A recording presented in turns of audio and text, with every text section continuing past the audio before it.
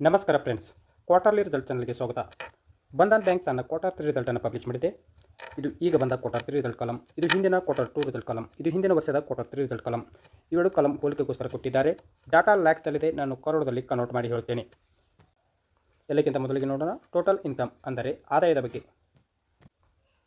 ಹಿಂದಿನ ಕ್ವಾರ್ಟರ್ 2ದಲ್ಲಿ ಕಂಪನಿಯು 6094 crore income generate ಮಾಡಿತ್ತು.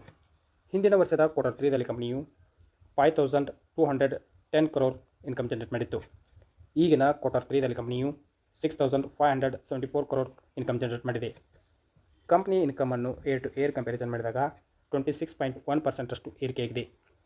ಅದೇ ಕಂಪನಿ ಇನ್ಕಮನ್ನು ಕ್ವಾರ್ಟರ್ ಟು ಕ್ವಾರ್ಟರ್ ಕಂಪ್ಯಾರಿಸನ್ ಮಾಡಿದಾಗ 7.8% ಏರಿಕೆಯಾಗಿದೆ. ನೆಕ್ಸ್ಟ್ ಪಾಯಿಂಟ್ ನೋಡೋಣ, ಟೋಟಲ್ ಎಕ್ಸ್ಪೆಂಡಿಚರ್ ಅಂದರೆ ಖರ್ಚಿನ ಬಗ್ಗೆ. ಹಿಂದಿನ ಕ್ವಾರ್ಟರ್ 2ದಲ್ಲಿ ಕಂಪನಿಯು 4239 crore ಖರ್ಚು ಮಾಡಿತ್ತು. ಹಿಂದಿನ ವರ್ಷದ ಕ್ವಾರ್ಟರ್ 3ದಲ್ಲಿ ಕಂಪನಿಯು 3555 crore ಖರ್ಚು ಮಾಡಿತ್ತು. ಈಗಿನ ಕ್ವಾರ್ಟರ್ 3ದಲ್ಲಿ ಕಂಪನಿಯು 4553 crore ಖರ್ಚು ಮಾಡಿದೆ. ನೆಕ್ಸ್ಟ್ ಪಾಯಿಂಟ್ ನೋಡೋಣ, net profit for the period ಅಂದರೆ ಲಾಭದ ಬಗ್ಗೆ. ಹಿಂದಿನ ಕ್ವಾರ್ಟರ್ 2ದಲ್ಲಿ ಕಂಪನಿಯು 937 crore ಪ್ರಾಫಿಟ್ ಮಾಡಿತ್ತು. ಹಿಂದಿನ ವರ್ಷದ ಕ್ವಾರ್ಟರ್ 3ದಲ್ಲಿ ಕಂಪನಿಯು 732 crore ಪ್ರಾಫಿಟ್ ಮಾಡಿತ್ತು. ಈಗಿನ ಕ್ವಾರ್ಟರ್ 3ದಲ್ಲಿ ಕಂಪನಿಯು 426 crore ಪ್ರಾಫಿಟ್ ಮಾಡಿದೆ. ಕಂಪನಿಯ ಪ್ರಾಫಿಟನ್ನು ಏರ್ ಟು ಏರ್ ಕಂಪ್ಯಾರಿಸನ್ ಮಾಡಿದಾಗ 41.8% ಇಳಿಕೆಯಾಗಿದೆ. ಅದೇ ಕಂಪನಿಯ ಪ್ರಾಫಿಟನ್ನು ಕ್ವಾರ್ಟರ್ ಟು ಕ್ವಾರ್ಟರ್ ಕಂಪ್ಯಾರಿಸನ್ ಮಾಡಿದಾಗ 54.5% ಇಳಿಕೆಯಾಗಿದೆ. ನೆಕ್ಸ್ಟ್ ಪಾಯಿಂಟ್ ನೋಡೋಣ, ಅರ್ನಿಂಗ್ ಪರ್ ಶೇರ್ EPS ಪ್ರತಿ ಶೇರಿಗೆ ಎಷ್ಟು ಗಳಿಕೆ.